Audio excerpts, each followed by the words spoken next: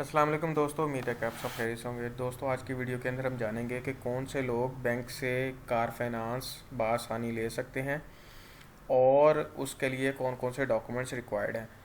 तो इससे पहले हम आगे चलें, जिन लोगों ने अभी तक मेरा चैनल उस्मान क्रिएटिव सब्सक्राइब नहीं किया तो वो उस्मान क्रिएटिव सब्सक्राइब कर लें और बेल आइकन के ऊपर क्लिक कर लें ताकि मेरी हर आने वाली वीडियो का नोटिफिकेशन उनको आ जाए और वो इंफॉर्मेटिव वीडियो से फ़ायदा उठा सकें। तो चलिए हम स्टार्ट करते हैं। सबसे पहले हम डिस्कस करते हैं कि कौन कौन से लोग जो है वो ये सहूलत का फ़ायदा उठा सकते हैं। सबसे पहले तो सैलरीड पर्सन, परमानेंट कॉन्ट्रेक्चुअल दोनों जो हैं इस सहूलत का फ़ायदा उठा सकते हैं। सेल्फ एम्प्लॉयड बिजनेसमैन जो है इस सहूलत का फ़ायदा उठा सकते हैं। लैंडलॉर्ड जो है वो इस चीज़ का फ़ायदा उठा सकते हैं, वो कार फाइनेंस ले सकते हैं बैंक से।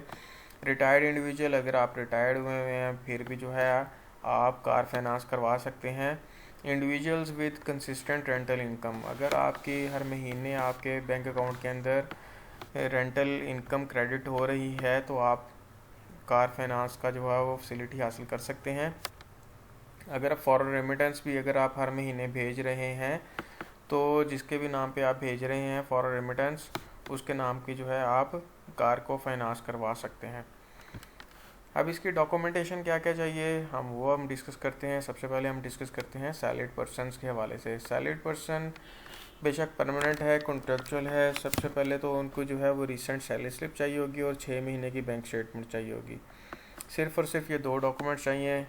तीसरे नंबर पर डॉक्यूमेंट्स होगा शनाख्ती कार्ड की कॉपी।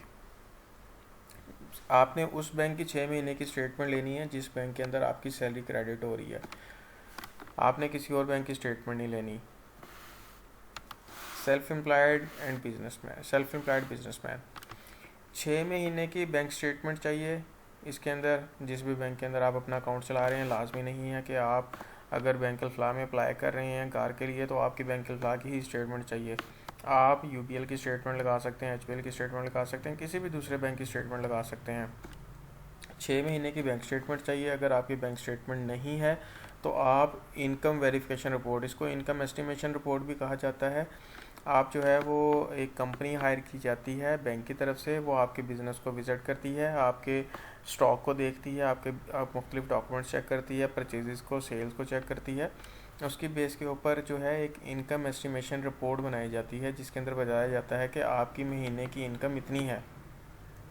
उसकी बेस के ऊपर जो है वो बैंक जो है आपको गाड़ी फाइनेंस कर देता है। अगर आपके पास बैंक स्टेटमेंट नहीं है फिर भी परेशान होने की ज़रूरत नहीं है, इनकम एस्टिमेशन के लिए अप्लाई करें, उसकी बेस के ऊपर भी आपकी गाड़ी फाइनेंस हो जाएगी। दूसरे नंबर पे जो आपको चाहिए अकाउंट मेंटेनेंस लेटर चाहिए। अकाउंट मेंटेनेंस लेटर आपको बैंक ही प्रोवाइड करेगा। इसके अंदर सारा कुछ लिखा होता है कि आप ये अकाउंट किसके नाम से चल रहा है, कब से चल रहा है, कौन सा अकाउंट चल रहा है, अकाउंट नंबर क्या है, और इसका जो है वो अकाउंट जो चल रहा है वो एज ए इंडिविजुअल चल रहा है, सोल प्रोप्राइटर चल रहा है, पार्टनरशिप चल रहा है, सारा कुछ इसके अंदर जो है वो लिखा होता है।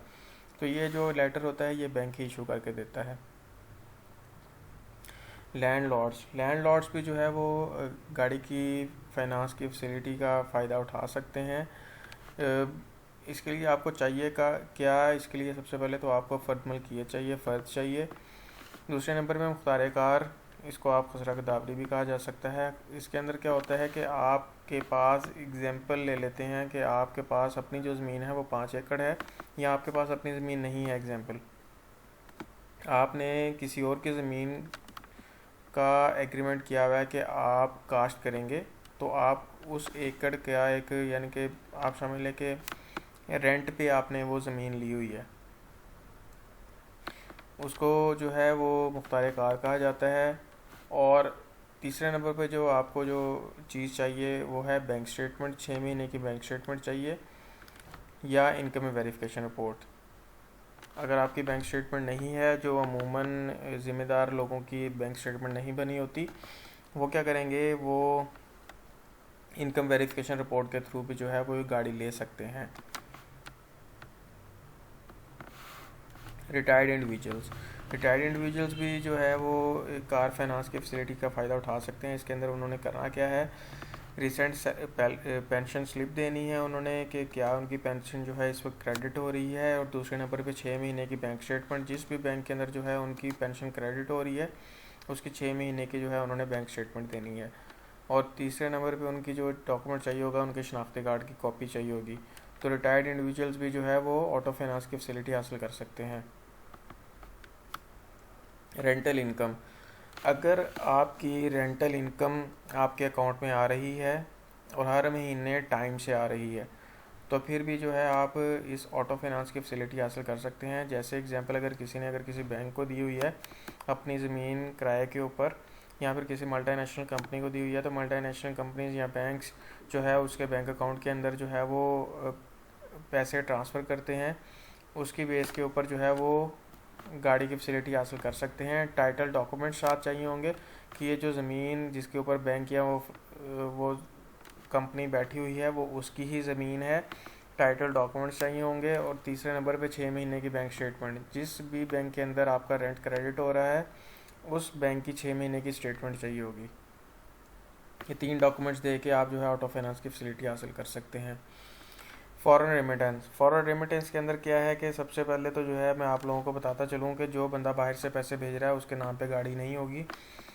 ये उसके नाम पे गाड़ी होगी जो बंदा पाकिस्तान में अवेलेबल है और उसके नाम पे फ़ॉरेन रेमिटेंस आ रही है। क्योंकि बैंक जो है बाहर जो बंदा बैठा हुआ है उसको अप्रोच नहीं कर सकता।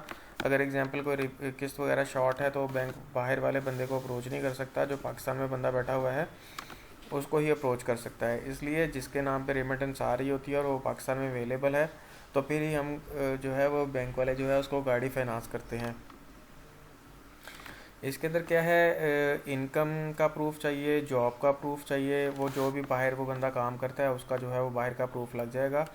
दूसरे नंबर पे रिमिटर पासपोर्ट, जो भी बाहर से पैसे भेज रहा है उसका पासपोर्ट की कॉपी चाहिए। और उसका जो वीज़ा है कम से कम उसके 3 महीने रहते हों उसको वीज़े को एक्सपायर होने में। अगर उसका वीज़ा एक्सपायर होने वाला है 1 या 2 महीने रहते हैं तो फिर ये फैसिलिटी हासिल नहीं कर सकते। 6 महीने की रेमिटेंस स्लिप्स चाहिए और इसके अंदर गैप नहीं होना चाहिए।